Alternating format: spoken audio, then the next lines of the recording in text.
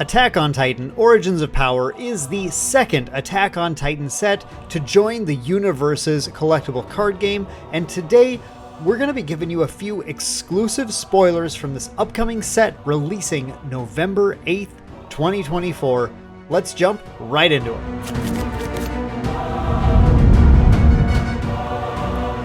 What's up everyone, it's Dan with Maindeck, and we're back today with an Attack on Titan Origins of Power preview video, again for the Universus CCG. This is the second Attack on Titan set. This one is looking extremely cool, a lot of really sick designs, and as a reminder, this is releasing November 8th, 2024, but the week before, November 1st through 3rd, shops around the world will be having pre-releases, so we'll have a link down in the description that you can go click on if you want to find a local shop that has a pre-release. We get a whole list of shops for you to dig through and hopefully find a shop that you can attend there. Now, without any further ado, let's jump into our previews. We have 4 foundations, and then stay tuned, right at the end we've got one secret rare SR attack card that looks pretty cool to me, so we're going to take a look at that. But we'll start with the slightly more mundane foundations. You know, of course, there's foundations there. They're going to have some decent effects. A lot of foundations in the Attack on Titan sets are also just a little more pared back. They're not as complicated as they were, and they're just going to kind of have a role to fill and do it. So let's jump right into those.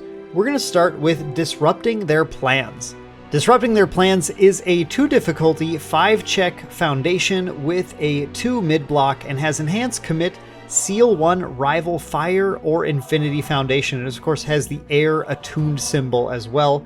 This is a very simple both defensive and offensive piece. You can use to either shut down your opponent's foundation when you're going in to attack them, something in either Fire Infinity that is going to disrupt your ability to hit, or of course use it on their turn, seal one of their, Fire has lots of foundations, they're going to pump damage, and you can seal those right up and stop them from doing potentially lethal damage to you as well. It's a defensive tool if you need it. Its numbers across the board are all perfectly fine. This is a reasonable foundation to toss into your deck. Nothing crazy, but it's gonna do its job, and it's nice to see the Infinity hate a little bit too. We're getting a lot of Infinity foundations from the Attack on Titan sets to the new My Hero Challenger deck has a couple as well. So it's good just to have something in there just to, a lot of decks you should have at least a target for them, even if it's not always a fire deck, which makes this, I think, a little more usable as well, even outside of the sideboard, but it's certainly a sideboard card if you need to deal with fire foundations, for sure.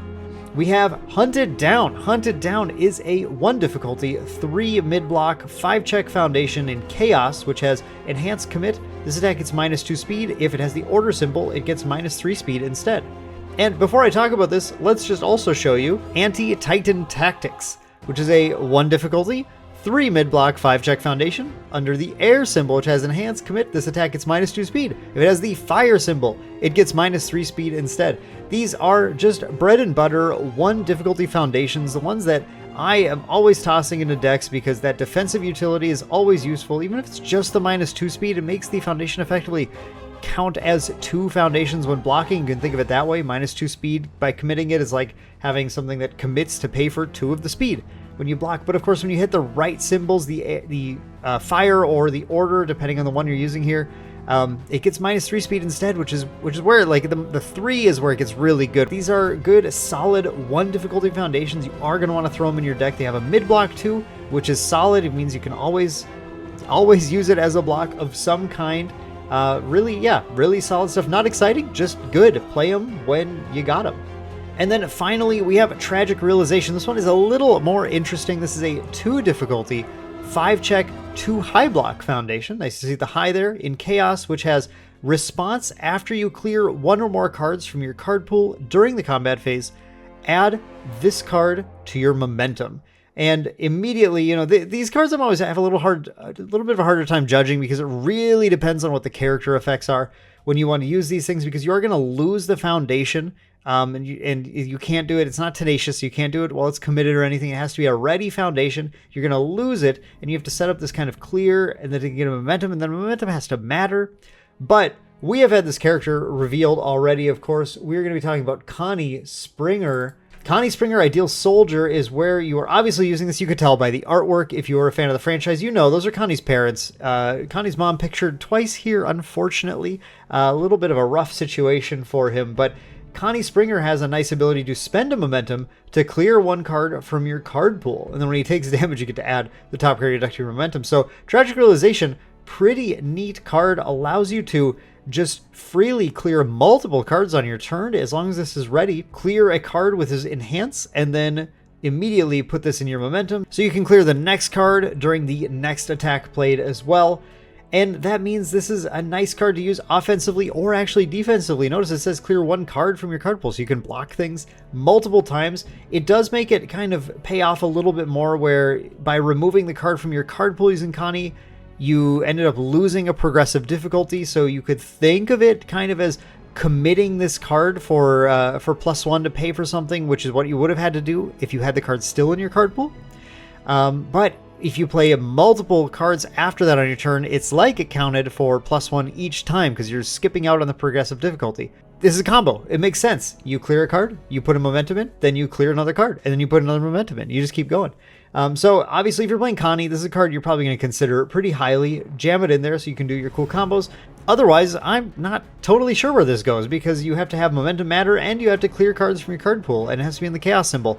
I'm sure there are a few others of those, but right away, Connie is the place to put this for sure.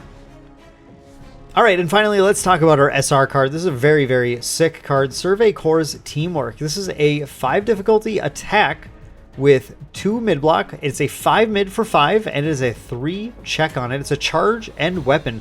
I love seeing the charge keyword, and this is going to work perfectly with the kind of stuff I like to play. This is an air attuned symbol card as well. It has Blitz. Your next 2 attacks this turn get +1 speed and +2 damage. For each of those attacks, you may change its zone after you play it. So this is a stat bomb of a card. It's going to give you a 5/5 for 5, which is just, you know, that's just a reasonable-ish rate as long as you have a cool effect.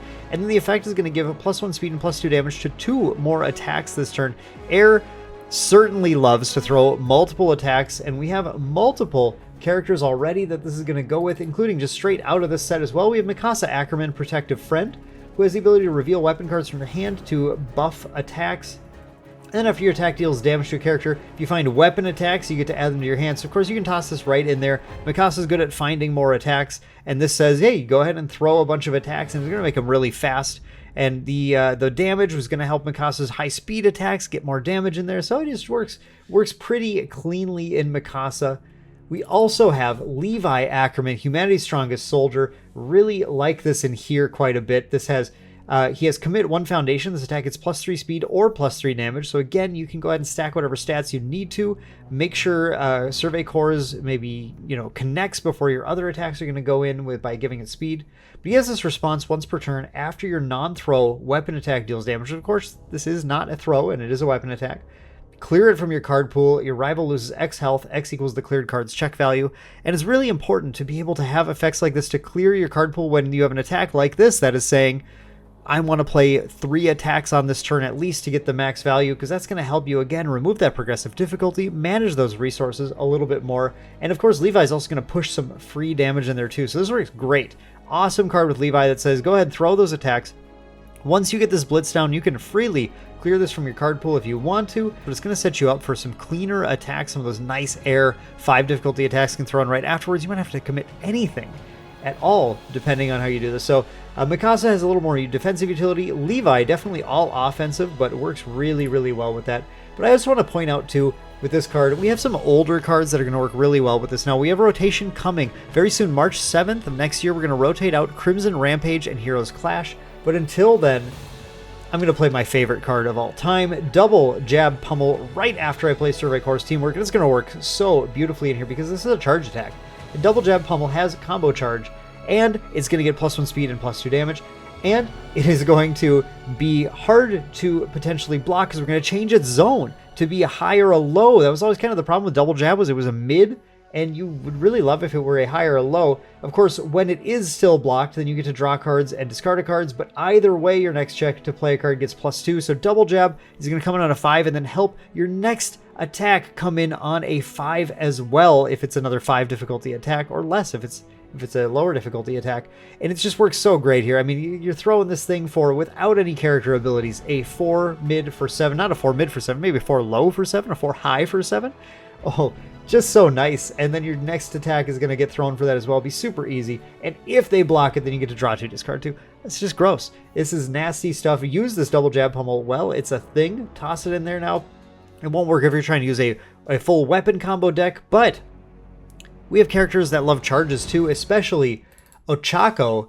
4 is a great card to use with both of these cards. You throw them both in here in your air Ochako, and you're going to love it.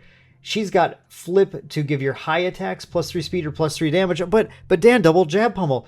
Double jab pummel's not a high. It is now with Survey Corps Teamwork. How sick is that? And then after your charge or high attack deals damage, ready 1 face down foundation. You can make your double jab pummel high. It's already a charge. You can make anything else in your deck that isn't a charge or a high. You can make it a high if you want to, but she's going to work great with all of this stuff. And then unflip some foundations, get some more value. We have a new mechanic in the set called Outwit that's going to allow you to play foundations, abilities from foundations that are face down. So I don't know, maybe there's something to think about there, but I love this idea. I always like this Ochako quite a bit, and getting to have some cool new Attack on Titan cards like Survey Corps Teamwork, throw that in there. Feels like it'll be a nice fit, and also, of course, works great with the other Attack on Titan heroes we saw, and plenty of other cards in the set. But that is going to do it for our spoilers today. I hope you guys enjoyed those. I think Survey Corps Teamwork is super cool, but let me know in the comments down below what you think about these spoilers. Was I spot on with Teamwork, or is it maybe a little underpowered, or is it absolutely crazy? I want to hear from you guys. If you guys enjoyed that one, of course, like the video, love that, subscribe for more Universes and other TCG content, and then make sure to hit your LGS for the Attack on Titan Origins of Power pre-release from the 1st through 3rd, and then the release on the 8th. And if your LGS doesn't have Universes but you're looking for it, just a reminder, you can hit our link down in the description below to go to jwwcards.com, where we'll have a product for you to pre-order as well with the discount code Maindeck for 5% off.